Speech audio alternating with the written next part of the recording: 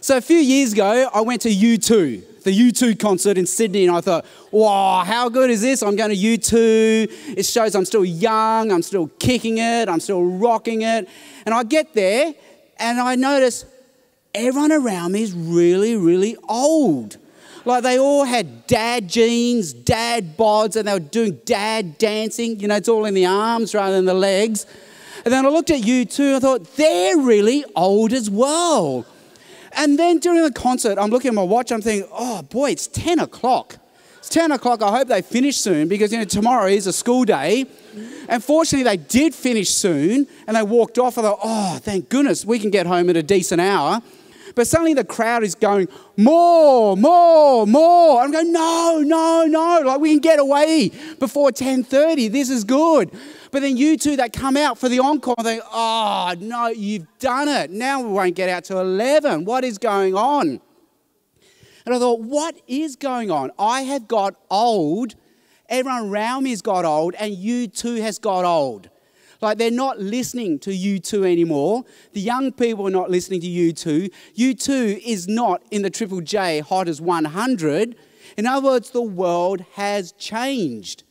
In other words, the world that I grew up in, the university times I went through, the times I trained for ministry in, the times I trained for preaching and evangelism in, have changed. And we also have to change with the world. So how has the world changed? And how can we engage with our increasingly secular world? Well, let me suggest at least 3 ways that our world has changed. Number one, the number one way is this. We are now the bad guys. I love going to the Sydney cricket ground and watching the cricket. And during the game, they always have that moment where the crowd does the Mexican wave. 3, 2, 1, poof. And everyone gets up and they wave and they cheer. Rubbish goes in the air and the wave goes round and round and round until it hits the members. And the members do nothing. They stay in their seats and there's silence. And suddenly at that moment, we all boo the members. Boo, boo, boo the members. And then the wave goes around and around and around again and hits the members. Boo, boo, boo the members. Well, one day a friend of mine who was a member invited me to the cricket and I went into the members stand. And sure enough, there was a moment in the game where 3, 2, 1, poof, and the wave goes around and around and around. And it's coming closer and closer and closer to us and the members. And there's this panic in the members stand where I think, what do we do when it hits us? And it hits us and we're all paralyzed in fear. We're too afraid to do anything. None of us stand. And at that moment, 50,000 people boo us. Boo, boo, boo. And I think, oh my goodness, I have become that guy. I'm the guy they are booing. And that's what it's like to become a Christian all of a sudden. I think, oh my goodness, we have become that guy in the storyline of Western civilization. We are now the bad guy. We're the one they boo, and we are paralyzed in fear. We don't know what to do. We don't know what to say. Because this is what has changed. The Western storyline has a new storyline. And this is the new storyline of the West. And it goes like this. We used to believe in God, yes, but we also used to believe in fairy godmothers, witches and unicorns. But then, poof, the Enlightenment came along, 1600s, and it freed us to think for ourselves. And so we reject traditional forms of knowing, traditional forms of authority like the church, our parents, the government, and we have been set free to think for ourselves. And so when a well-meaning Christian comes and tries to tell you about Jesus, it sounds like this well-meaning Christian is threatening to drag you kicking and screaming back into the dark ages where we were oppressed by oppressive authority figures like the church, the government, and our tradition. Instead, we in the West, we have to be brave and think for ourselves. Be true to yourself. Don't listen to what anyone else tells you to do. You need courage. You need to be the lone moral hero and be true to yourself. Be real. Be authentic. And in this storyline, we the Christian, we are now the bad guy. Interestingly, it doesn't have to be this way. And I share something with you. Something with you. If you're a Caucasian Australian, and if you go to a university campus in Australia, you'll suddenly notice, whoa, there are Asians everywhere. How did this happen? There are more Asians here. They're in Asia. What is going on? And then you go to a Christian group on campus, and there are more Asians in the Christian group. And you will be the only white dude in there. And you think, what is going on? Because whether we knew it or not, wittingly or unwittingly, we presented Jesus, the gospel, in a way that enters, fits, and completes the Asian storyline. We became the good guy in the Asian storyline. So the Asian storyline is typically this. We live in fear of evil spirits, darkness, and superstitions. We have this endless status anxiety handed down to us by our parents, a need to succeed. That's part of the Asian storyline. So when someone tells you about Jesus, it sets you free. It sets you free from the fear of evil spirits, sets you free from the status anxiety that your parents have over you, sets you free from the endless need for success. That's part of the Asian storyline. And you think, wow, life is better for me because I found Jesus. Or as in the case of many of my friends and myself, life is better for us because our parents found Jesus. Our parents have these horrible stories of what life was like before Jesus. They said before Jesus, it was awful. We had idols in our houses. We had to go to the temples in fear, where there's endless need to impress our relatives and peers, and we always had to succeed. But Jesus has set us free. So as a Christian Asian Australian, you look at your non-Christian Asian friends and you actually feel sorry for them. And you think, I wish they could find Jesus because life is so much better with Jesus because Jesus completes the Asian storyline. But the Aussie storyline, the Caucasian storyline, is very different. It is this. You are free to think for yourself, to choose life on your own terms, to be true to yourself. And so if someone gives you Jesus, Jesus will take away those freedoms and life will be worse. And so if you're a non-Christian Caucasian, you look at your Christian Caucasian friends and you feel sorry for them. You think, oh, look at them. I get to sleep in. They have to go to church on a Sunday. I get to do what I want. They have to listen to what their priests tell them to do. I'm free to enjoy life on my own terms. They've still got these outdated laws on sex and morality. Wow, I'm so glad I have been set free from Jesus. And a non-Christian Caucasian will have a story where their parents would tell you, oh, it was so horrible in the old days. We got sent to religious school. We had to go to Sunday school. We have set you free from that. And so the Caucasian storyline is very different. We are the bad guys. And we need to learn different, fresh, biblical ways of explaining Jesus in this storyline. And maybe we'll talk about that later. But often at evangelistic dinners, I get to give a talk. And then someone gets to give a testimony to complement my talk. And I remember I gave a talk once, and a lady gave her testimony and went like this. And I know she means well, and I know where the language comes from, and it's biblical, and it's true. And this is what she said. You know, I used to live life on my own terms, but now I submit to the rule of Jesus. And I think, you know what? I know what you're trying to say. And from where I want, that sounds like a good thing. But you understand, for an unchurched Caucasian Australian, that sounds like a horrible thing that you have just said. So we need to come up with biblical, imaginative, creative ways of completing the storyline for our Caucasian Australian friends. So that's the first thing that's changed. The second thing that's changed is this. We now prefer preferences over truth. This is a great book. It's just come out this year. It's by Abdu Murray. It's called Saving Truth. I had the privilege of reviewing it for the Gospel Coalition USA site. It just came out this month. And it says many good things. And one good thing that Abdu Murray points out is we now, in the West, we have actually confused preferences over the truth. There is no such thing as truth, only preferences. And I know what Abdu Murray means because I used to live in the United States for 5 years. And I used to tell my Aussie friends, do you know what it's like to live in the United States? This is what it's like to live in the United States. You go to any restaurant, you look at the turkey rye sandwich on the menu, and then your server come over and you can say to her face, looking her eye to eye, can I have the turkey rye sandwich, please? She'll say, no problem. Oh, but instead of turkey, can you substitute that for beef? Instead of rye, can you give me a wrap instead? And can you hold the avocado? And she'll say, no problem. Can you see what you've just done?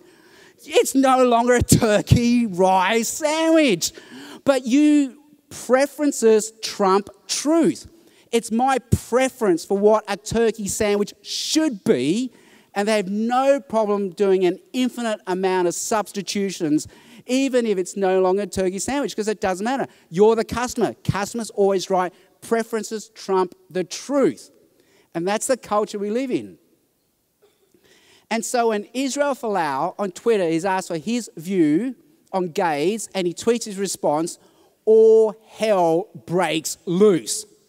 And I remember I could see this from both camps because I follow all the Christian blogs, Christian Facebook feeds, and everyone's saying, good on Israel Folau, standing up for the truth. Good on him. And maybe now we'll see what white corporate Australia is, e.g. Qantas, for trying to impose its view on this poor little Pacific Islander for his traditional Christian views. He can hold no other. How dare corporate Australia tell him what to do? And if they don't renew his contract at the end of this year, what serves them right, they will learn their lesson. And maybe now we will all see secular humanism for the bully that it is. It has overstepped at this moment. That's what us Christians thought. But when I work with my non-Christian nurses and doctors, they were thinking, Israel Folau, what a jerk. And they said, we went to the Waratahs game the other night. Every time his face came on the screen, every time he got the ball, we just booed him. Boo! And everyone said, yeah, good on you. Good on you. What a jerk. And they said, I hope they don't renew his contract. He doesn't deserve another contract. There are two completely different ways of viewing the same reality. Why? Because in the Christian worldview, we think Israel Folau had to speak according to the truth. He wasn't giving his preference. He was just saying what the biblical truth was. But for my non-Christian friends who confused preference over truth, they were mishearing Israel Folau saying, I would prefer that gays go to hell. That's what they heard. And that's why they say, well, what a jerk. I hope they don't renew his contract. Because we live in a world now that doesn't believe in absolute truth, only preferences. And so your preferences have to reflect the worldviews of those around us. The third thing that's changed is this. We have confused autonomy with freedom. Let me explain it this way. New South Wales, our number plate is New South Wales, the premier state. Boring. Victoria, the education state. More boring. You should go to the United States of America. This is the New Hampshire number plate. Live free or die. That is our number plate. Because that is the American ideal, freedom. Their US Constitution says this, I believe that all human beings are born with the inalienable right to what? Life, liberty, freedom, and the pursuit of happiness. The right and the freedom to pursue happiness on your own terms. That's a USA Constitution. And it's all through Western society. So if you go to France, you see it. I remember going to France with my wife, and I learnt France in high school for 1 year, then I dropped it because, the words are just too hard. Just really. And so I tried to speak French there, but I mangled it so much, people just felt sorry for me and spoke English back at me. But my wife was amazing. She could speak French without any lessons. Because there was one day we were walking across a pedestrian crossing, and Australia, if you take a pedestrian crossing, cars stop. It's a pedestrian crossing. I didn't know, but in France, if you take a pedestrian crossing, you just make the cars angry because you got in their way. And so this car just came screeching to a halt right before us. And he hit his horn. Bah! He was so annoyed we made him stop. And my wife looked at him and said, "We are pedestrians. We're pedestrians." And just like that, she could speak French. So that's all you need to do. You just say an English word and you mispronounce it. You moron. You idiot.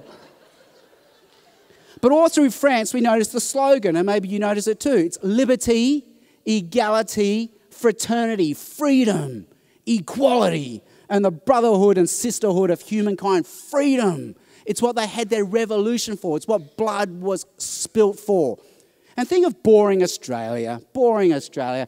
What is in the line of our national anthem? Australians, all let us rejoice. Why are we rejoicing? Because we're young and free. It's freedom. So maybe it's not that bad a national anthem. But, you know, national anthems are funny because I've looked at national anthems and deconstructed them.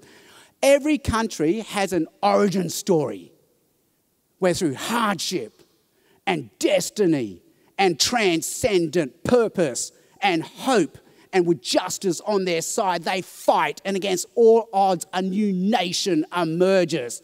And so there's always God in their anthem, or the mention of battles, bloods, and cannons. Think La Marcelle, God, save our Queen, God bless New Zealand.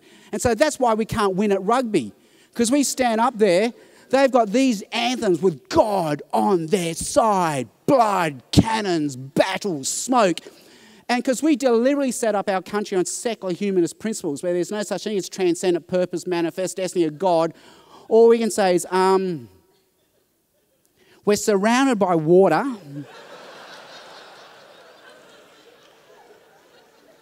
And we got brown soil. And we have plants that grow. How do you win a rugby game with that as your anthem? Anyway, we have a line that says, "You are young and free."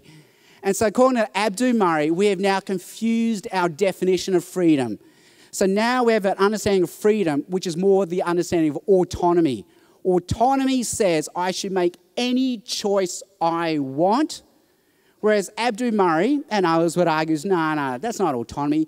True freedom, no, that's not freedom. True freedom is to make the right choices. Autonomy is to be able to follow your desires. True freedom is often the freedom from desires, or the freedom to choose the right desires. Autonomy is the absence of constraints. True freedom is freedom within nature-given and God-given constraints, because that's how we flourish. Anyway, so they're the three challenges of living in a new 21st century secular world. So how can we respond? And here I suggest maybe 5 tools. There are more, and I'm sure you can think about them, and we can talk about that in Q&A time. But let me suggest some ways forward. Number 1, we need to understand actually 3 spheres of existence. We have a private sphere of existence. And some of you here last year would have heard this at Onward, so sorry if you're hearing it again. We have a middle sphere, a freedom of assembly sphere of existence. And then finally, we have a public space. So look how this works. Let's say I'm an Asian lactose intolerant person. And I think apparently 90% of Asians are lactose intolerant, which shows as a species we were not meant to drink milk. But let's say, in the privacy of my own home, I am a lactose intolerant Australian. And so, in the freedom of assembly, let's say when I go to university, I can set up a club for lactose intolerant Asians. I have every right to do that. And I'm sorry, if you're not Asian, if you're not lactose intolerant, you can't join my club. I am allowed to exclude you. And this is enshrined in section 116 of the Australian Constitution. Why? Because this is what preserves democracy, a freedom of assembly space where new ideas are free to emerge and to be preserved. But finally, we have a public space where, yes, I'm a lactose intolerant Asian, but really, this is a public space, and I meet with other people, non-Asians and dairy-drinking people. Let's say the privacy of my own home, I think AFL is the best sport in the world. So then I can join a freedom of assembly space where I meet with other AFLers and I can sign my boys up to play AFL. And I'm sorry, if you want to play soccer, that's okay, but you can't join our AFL club. I have a freedom and a right to exclude you. But there's a public space where we have to share council grounds. So every now and then, rugby league players will play, touch football players will play, soccer players will play, and AFL players will play. We need to maintain a plurality there. So how does this apply for us as Christians in a secular world? We have to understand we have three spheres of existence. We have a private sphere where I can be a Christian and believe that Jesus is Lord. I can have a freedom of assembly sphere where I meet with other Christians, where we encourage and build each other up, and we have a mutual belief that Jesus is Lord. And if you don't want to believe that, that's fine. You have a freedom to do that. But we have a freedom to exclude you. But there's a public sphere, a university campus, where I have to understand other people of other beliefs will be mixing. And I have to permit that because that's what a true public sphere is. So Christians traditionally maybe have made a mistake with the public space. We have thought, you know what? We have to impose our views on the public space. Everyone has to believe what we do. Everyone has to do what we do. They have to have our same belief, understandings, worldviews, and behaviour. But that's not a true public space. But non-Christians can make the opposite mistake. The secular world can make the opposite mistake when they say the public space should be free of values and religions. And think, whoa, how can you say that? There's no such thing. You have a value. You have a worldview. You have a faith-based position. There's no such thing as a space where there's no worldview or faith-based position. So when I lived in the United States, and if you go to the United States and Australia, you will always get this. They go, wow, I love your Australian accent. You go, thank you, yep, I've worked very hard on it. And then they will say, without blinking, do I sound like I have an accent to you? You think, oh my goodness. This person thinks they have no accent, that they are neutral, devoid of an accent. And it gets worse because everyone in America says that their American regional accent is the true neutral one. Newsreaders have to come from our country, our countryside. And I met some dude from California that said, the reason they make movies out of Hollywood is because there is no such thing as a Californian accent. It is neutral. I think, wow. He thinks there is no accent, it's neutral, and it's normative. And the secular worldview makes the same mistake when they say, you know, the public space should be neutral. There is no such thing as neutral. The secular worldview is not a neutral worldview. We all have a worldview. And so we have to preserve the multiple worldviews. That's what true pluralism is. I love a lot of Peter Fitzsimons. We may not agree with everything he says, but I do love how he says the national anthem should be, we are one, but we are many. Because I think that does sum up what Australia is. We are one nation, but of many different worldviews, cultures, languages, religions, and value systems. And that's what a true pluralism is. We have to have the multiple worldviews in the public space. And so you can't ask me to be neutral. That'll be like you saying, hey, in the public space, can you not be Asian? Like, how can you do that? Like, this is who I am. I can't leave that behind. And Mahatma Gandhi, Martin Luther King, Nelson Mandela, Martin Luther King, they are the people that they are because of their religious worldviews. That is what made them who they are. They can't leave that behind in the public space. So that's the first thing we need to understand. There are three spheres of existence that we exist in as Christians. And often we conflate these. So look at what happens when we conflate these. So if you're running a Christian private high school, is that a freedom of assembly space or is that a public space? See, it's not easy to answer that. If it's a freedom of assembly space, then you're allowed to only employ Christian teachers. But if it's a public space, then you have to employ non-Christian teachers. So you have to work out, and the government has to work out what space you belong in. But it goes the other way around. Let's say you work for a corporate bank, and they want to make you wear a purple shirt on Purple Shirt Day. Now you're going to think, whoa, I work for a bank. Is my bank a freedom of assembly space? Because if it is, they have every right to force a purple shirt on me. But if it's a public space, they cannot enforce me to wear a purple shirt. But unfortunately, both Christians and secular people are conflating these two spheres, and that's leading to much of the confusion. The second tool that we can understand is this, that there are different morals in each space. So in the private space, we have single morals. So in the privacy of my own home, I can say we only watch AFL, we only do lactose-free milk, and we believe Jesus is Lord. In the freedom of assembly space, we only have lactose-free milk, we only play AFL and believe Jesus is Lord. But in the public space, there has to be moral pluralism, a plurality of views. And we see this in 1 Corinthians chapter 5. Because in 1 Corinthians 5, Paul says, expel the immoral brother from your church. Like, because this person has been sexually immoral, expel them from your church. They are not behaving according to the single morals of a freedom of assembly of Christians. But then he says, oh, but by that I don't mean your non-Christian brothers. If you did that, you would have to leave the world. No, of course, in the public space, you have to mix with people of different sexual morals. And Jesus is our best example of moral pluralism in the public space. Because Jesus, what was he criticized for?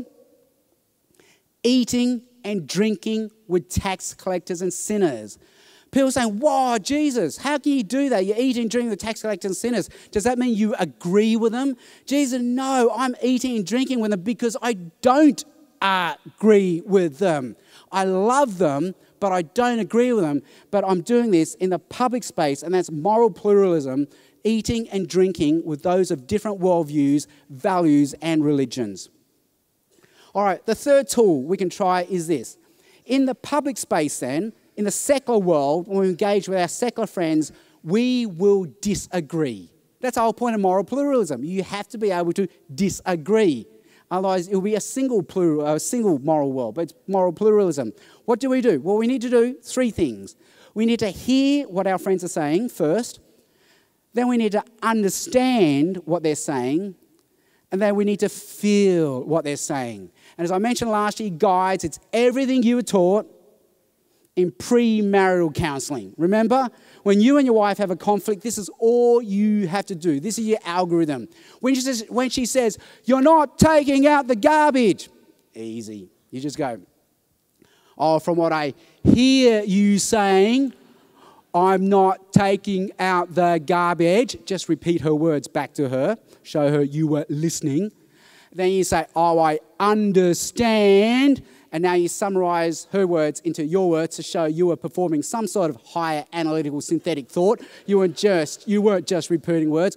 Oh, I understand. I'm not doing my share of the housework. Oh, and that must make you feel, and you just got to guess an emotion.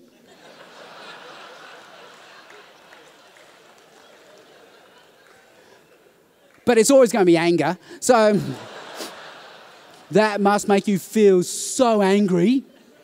And just like that, tick, conflict resolved. And my wife heard me giving this advice to my guy friend. She said, oh, if I ever catch you doing that to me. So I said, oh, from what I hear you saying. So in the secular world, let them talk first. Ask the questions and listen and get them to talk. My counsellor friends, and James Veltmeyer taught me this, he says, you know, there are three sorts of listening.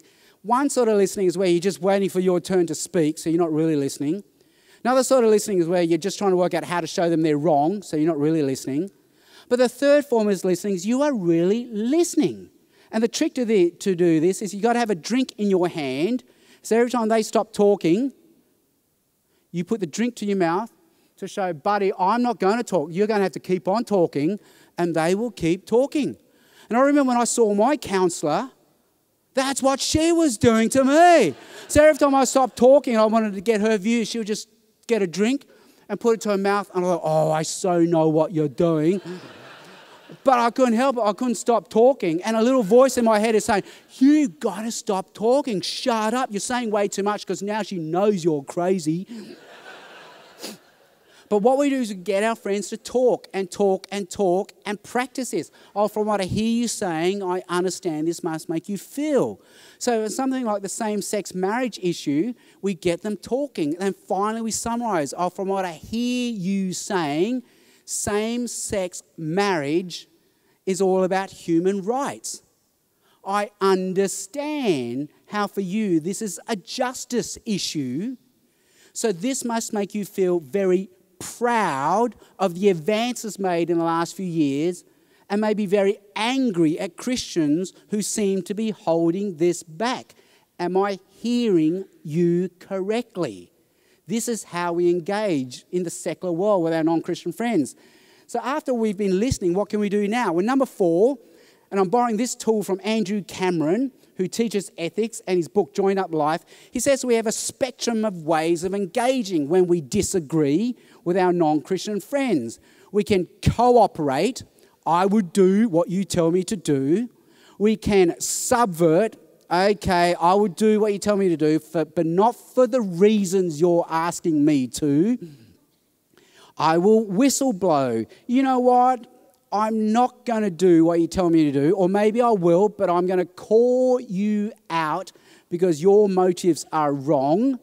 And finally, there's separate. You know what? I don't agree. I'm not going to do it. I separate. And we can see from Kirkpatrick's Old Testament talks that this is the spectrum of engagement in the Old Testament. Joseph in Egypt, he cooperates. He's their prime minister. He does what they tell him to do. He cooperates 100%. Subvert, well, that would be Daniel in Babylon. You know what? You want me to eat this food? I won't have it. I eat this other food on the side. Whistleblow, that will be Queen Esther in Persia. You know what? I'm going to call you out on this. And separate, that will be Daniel's 3 friends in Babylon. You know what? We're not going to bow down to the image. We will not do it, and we will face the consequences. And that gives us a spectrum of ways to engage. And so let's say your bank asks you to wear a purple shirt on Purple Shirt Day. Maybe you can cooperate. You know what? I am for a diversity of views. And Purple Shirt Day represents uniformity and diversity. So I will wear that because I agree with that vision statement. So maybe you will cooperate, wear a purple shirt on Purple Shirt Day. Maybe you can subvert. You know what? I will wear the purple shirt, but for not the reasons you think, because I'm going to wear it so we can put our Christian worldview in as one of the diversity of views options. And I work with City Bible Forum, and often we use this option. I come in and I will give a Christian talk for Easter and Christmas under the umbrella of uniformity and diversity, because we say, hey, if you're going to let the Buddhists do it, if you're going to let the LGBTI people do it, you need to let us Christians do it as well. So we subvert, and we can do that, and Purple Shirt Day can represent that for us. Maybe you could whistleblow. You say, you know what, this is supposed to be about a diversity of views, but it's not. It's about one view only. It's supposed to be about a generous pluralism, but it's not. It's about an intolerant pluralism. I will whistleblow, and corporate Australia cannot force me to do this. It's unconstitutional. Or we can separate. You know what, this is not working out for me. I resign, I leave, I will not wear a purple shirt on Purple Shirt Day. So which one is the right one to do? Well, this is where we need a 5th tool. Oh, hang on. Diversion. So we need an apologetics of freedom as well.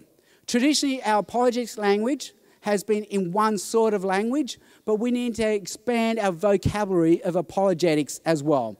I think one way we can do apologetics is in the issues of freedom. Point out, hey, for you, freedom is so important. Human rights is important. Tell me, where does freedom come from? Where does human rights come from? Because if we're just atoms and molecules, correct me if I'm wrong, but if we're just atoms and molecules, and if we're just another species of life on this planet, what is a human right? And what is human freedom? This is actually a deterministic, mechanistic, scientific universe you've put me in. Freedom of will is actually an illusion. You can only have freedom of will if we're made in the image of a free creator. You need a God if there's such a thing as freedom. And where do human rights come from? I don't hear animals talking about animal rights. How dare this wasp violate the caterpillar's rights by laying its larvae in the caterpillar? How dare this hamster eat its young? It's committing a crime against hamsterhood. I don't hear this in the animal world. I only hear this in the human world because somehow we believe in a dignity of the human species that can only exist if we're not just another human species. So that's one way I think we can move forward in an apologetics of freedom and human rights. Let me go through these other slides. And I think we can also take on the notion of happiness that has crept into our society. Because there is right now the unchallenged mantra that we all accept as evidently true. And the mantra is this: I want my children to be happy. Well done, happy. I once did that in an Asian church, and they all said, successful. And I said, no, it's happiness. You want your children to be happy, trust me. You want your children to be happy.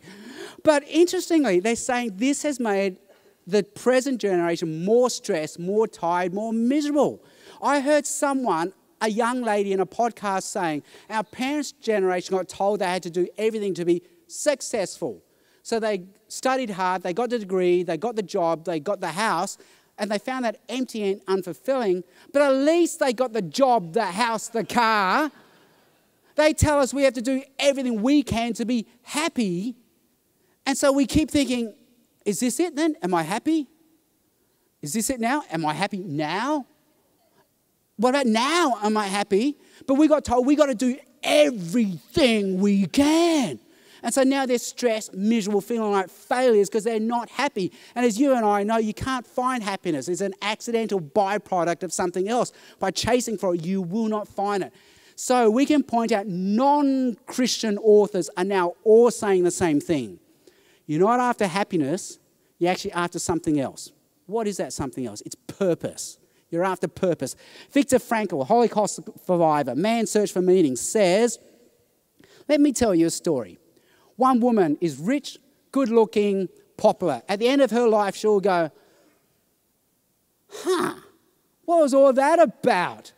I was rich, I flirted with men, and I went to a lot of parties. And she will find that her life would have just been self-absorbed, empty, and unfulfilling. Whereas another woman, she'll give birth to a child with profound disabilities. And for the rest of her life, she has to sacrifice her dreams to raise and nurture this child. So at the end of her life, she'll be going, wow, I raised a child with profound disabilities. Who would have thought it? In other words, true fulfillment comes in serving a purpose, serving someone else, serving a story bigger than your own story. So Viktor Frankl actually says you need a God for that. The ultimate somebody to live for. The ultimate story that's bigger than your own story. Emily Esfahani-Smith says the same thing. It's not happiness you're looking for. You're looking for meaning. And this book that I'll put on my recommending list, it's not a Christian book, but Sarah Wilson, former editor of Cosmo, behind the I Quit Sugar campaign. She's just put out this book that's come out this year, First We Make the Beast Beautiful. And it's all about her dealing with anxiety and panic attacks. And she says, you know what? It's because we feel disconnected. We actually have to be connected with something bigger than ourselves. That's why we feel out of control and disconnected and restless. We need to be connected. Maybe it's a God I'm talking about. I don't know. But all these non-Christian authors are saying the same thing. It's not success. It's not happiness. It's meaning. But you can only have meaning if there's a bigger story to live for than just your own, if there's an ultimate somebody to connect with. We're all intuitively finding out the same thing. I think that's what we can put into our apologetics. Tool number 6. So after we've listened, heard, felt, how do we answer? Well, it's wisdom. It's really wisdom. I think there's a category of the Bible that we've underexplored. You know, we believe there's saving knowledge, what you must know to be saved. There's truth knowledge, what is true, what is false. There's moral knowledge, what is right, what is wrong. But the Bible gives us another category, what is wise? What is wise? And Proverbs sums it all up, because there's that verse in Proverbs that says, answer a fool according to their folly. Don't answer a fool according to their folly. Which one is it? Well, it's going to be wisdom. Maybe it's not what's the right thing to do here, but what's the wise thing to do. So when you get tweeted, what's your view on gays? Do you answer? Or you don't answer? There's no right answer. And yet us Christians take this as a stance on orthodoxy. You better say the right thing. On this the kingdom stands. No, this is a time for wisdom. Do I answer a fool according to their folly, or don't I answer a fool according to their folly? I remember when I got trained in apologetics 20, 30 years ago, the questions were all different. And I remember I got trained to watch out for the troll, trap you, shibboleth question. And it was this one: is my grandmother in hell? And we all got trained, don't answer that. Don't answer it. Don't answer according to its merits. They don't want to know the answer. Don't answer it. Don't answer the fool according to their folly. We didn't ever see that as a test of orthodoxy. You know, her grandmother really is in hell. So as an orthodox statement, you need to tell them that. No, they're not coming up to you with a serious question. It's a shibboleth question. That's how David Robson frames it. At that moment, they're trying to brand you as an enemy and turn the room against you. So don't play their rules. Jesus often didn't answer shibboleth questions. He just answered with another question and just walked away. So often we need wisdom. Maybe we don't have to answer. It's not a test of orthodoxy. Look for common ground. Timothy Keller says, in God's common grace, general revelation, image of God, there is always truth, goodness, and beauty in every other worldview, no matter how non-Christian, no matter how pagan. So there's got to be some common ground we can find with our non-Christian friends. So with same-sex safe schools, we say, you know what? I'm against bullying. I get it. I grew up as me and my brother were the only 2 Chinese kids in the whole of Campbelltown Primary School. We understand what it's like to be in a minority group. We get it. We understand maybe the motivation for safe schools. Look for common ground. You're for same-sex marriage because you believe in justice and human rights. You know what? I too, of all people, believe in that because I believe in the image of God. So we look for common ground and we actually show them how the Bible gives them that common ground that we have. Third, be humble. Be humble. Timothy Keller flips around and says, because of the universal depravity of humankind, no Christian position has been as holy as it should have been. So we have a lot to apologize for. So maybe sometimes the best first move is to say sorry and apologize for slights and hurts that we have caused.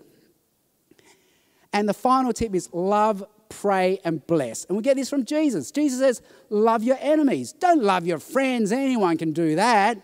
Love those who disagree with you. They're the ones you love. Pray for them. Pray for those who persecute you. That's what the Bible says. So pray for them, no matter how much you think you're being persecuted. If you think you're being persecuted, pray for your persecutors all the more. Saul was a persecutor. Look what happened to him. And bless those who hurt you. That's the command of the Bible. Wish them well. Love, pray, and bless our non-Christian secular friends. And maybe the thing that best sums this up is hospitality. Maybe if I could say if I could just give you one image to say, how do we as Christians engage in a secular world? It's hospitality. We've forgotten the art of hospitality. But hospitality is everywhere in the Bible. We just haven't known how to look for it. You know, growing up as an Asian kid, I never used to notice roof racks. That's because Asian parents never need roof racks. Because they never go camping, they never go surfing, they never need roof racks. But since then, I've bought roof racks, and I've noticed they are everywhere. They're round ones, square ones, black ones, silver ones, they're everywhere. Same with hospitality. It is everywhere in the Bible. Not just the word appears in almost every New Testament author, but not just the word, but the idea, the vibe of hospitality. Jesus is always eating and drinking with his enemies. He's eating and drinking with tax collectors and sinners. He did it so much, he was criticized. Like, Jesus, you're doing it too much. And so if anything, let us be criticized for this, that we're doing too much eating and drinking with those who disagree with us. Thanks.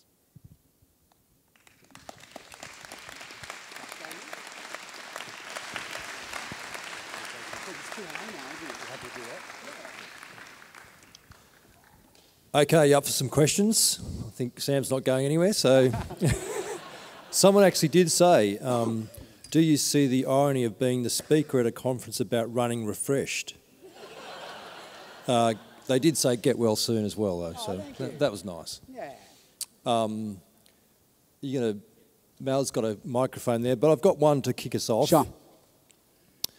It says here, I feel that one of the challenges of the secular world throwing out God is that the gospel truth that our wrong deserves punishment from God is a completely foreign concept. Do you have some wisdom on how we can talk about this truth in our world today? Sure. If I can make, and I'm still not sure I can, but if I can make tomorrow's evangelism seminar, we can talk way more about that. And you're right, there are many ways of explaining sin, and the Bible gives us many different ways of explaining it. And my evangelism book has a great chart on all this.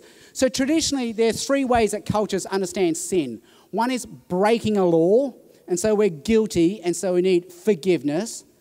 Another one is we are now impure, and so we need cleansing so we can be sanctified and pure and holy. Another one is we're shameful. We have dishonored God, and so now we need face and restoration. And missiologists such as Paul Hibbert will point us that traditionally in the West, we've gone for the first one. You've broken a law, you're guilty, you need forgiveness, you need justification, so you're innocent. But traditionally in the Middle East, they've gone for the impurity, so now you need to be cleansed to be holy, model of sin and forgiveness and salvation. And in Asia, we've gone more for the shame and honor model. So, and I'm finding more and more, as we become more and more post-Christian, post-West, post-modern, post-reach, post-church, we've almost turned a full circle and we've almost become Asian. And so people always, let me take a step back. People always mishear me when I say this as if I'm saying I don't believe in guilt and forgiveness anymore. I'm not saying that.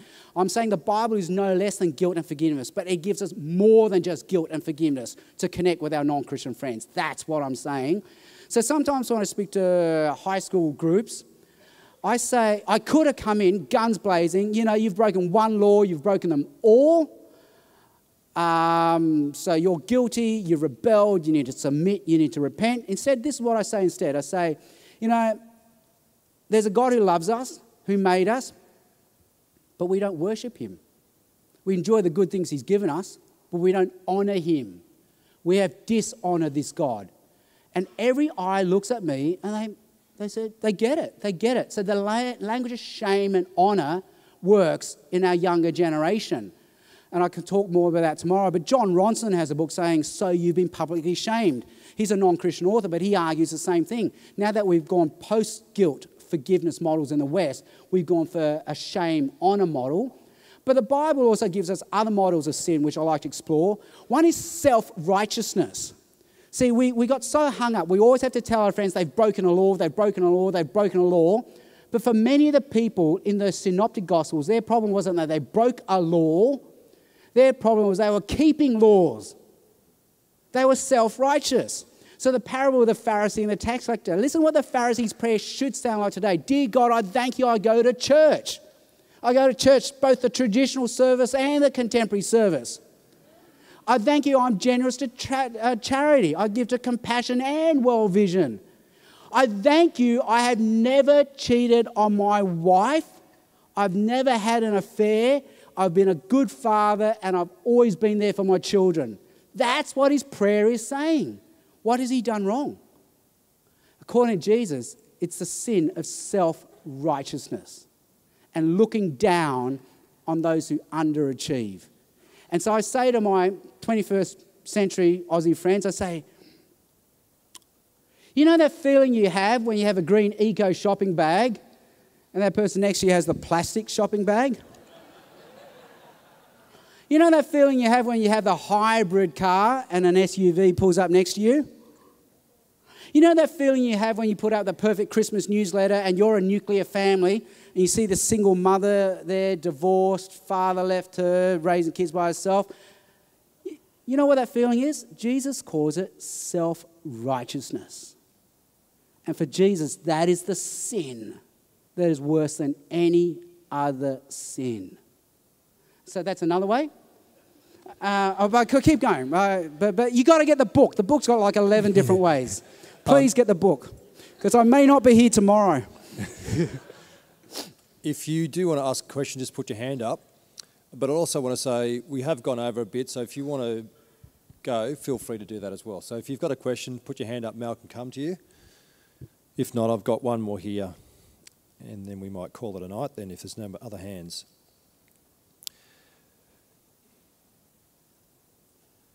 In my evangelism in the secular world, I often find the objection to Christian ideas is on the basis of intuition. I often hear something along the lines of it just doesn't make sense to me. How do we approach people who process things this way? Do we meet them where they are at, that is, speak to them on the intuitive level, or do we tell them why their intuitions might be wrong? Do we show them why basing beliefs on intuition is mistaken? Sure. My whole final chapter in my book talks about that, how we learn both through intuition and emotions and through reasoning.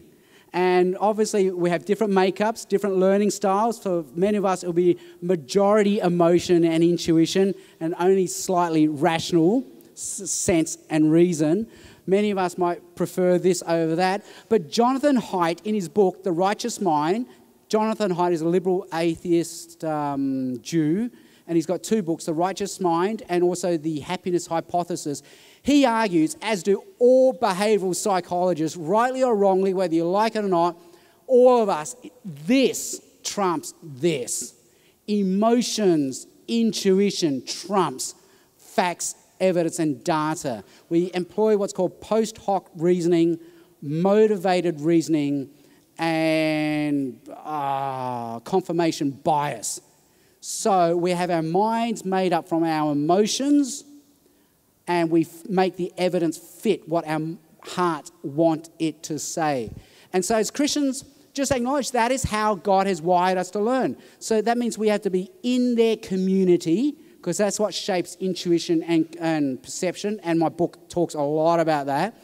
But also, as Christians, we need to start relearning the language of imagination.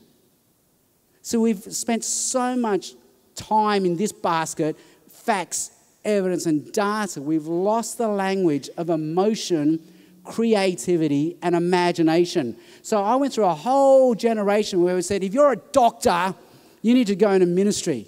I never understood the reasoning of that. If you're a lawyer, you need to go into ministry. Huh? And somehow the idea was, because you got in the top 1% of the state in the HSC. You're smart. You need to go into ministry. No, you only knew how to do 4-unit maths and biochemistry. That doesn't make you good for ministry. We should have got the people who are good in creative and performing arts to go into ministry, because they're the ones who can win over the imagination and tell a better story.